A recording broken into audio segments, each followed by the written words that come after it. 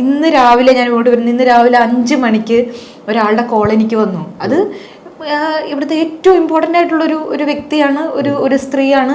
അപ്പം ഞാൻ പറഞ്ഞു, മാം എനിക്ക് ഒരുപാട് സന്തോഷമുണ്ട് നിങ്ങൾ വിളിച്ചതിൽ, നിങ്ങളുടെ മാനസിക പിന്തുണ എനിക്ക് ലഭിക്കുന്നതിൽ. 2.5 മണിക്കൂറോളം ഞങ്ങൾ സംസാരിച്ചു, രാവിലെ 5 മണി മുതൽ സംസാരിച്ചു.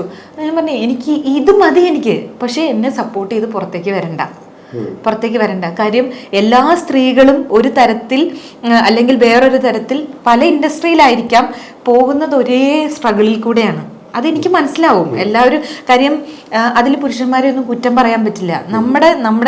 നമ്മുടെ സൊസൈറ്റി കണ്ടീഷൻഡ് ആയേക്കുന്നത് അങ്ങനെയാണ്. ഇപ്പോൾ ഒരു വീട്ടിലാണെങ്കിൽ ഒരു ആൺകുട്ടി ഒരു പെൺകുട്ടി ഉണ്ടെങ്കിൽ, അമ്മ ഒരു ദോശ എന്ന് പറഞ്ഞാൽ അമ്മ പെൺകുട്ടിയോട് പറയും പോയി അടുക്കളയിൽ പോയി എടുത്ത് കഴിക്കണേ എന്ന് പറയും.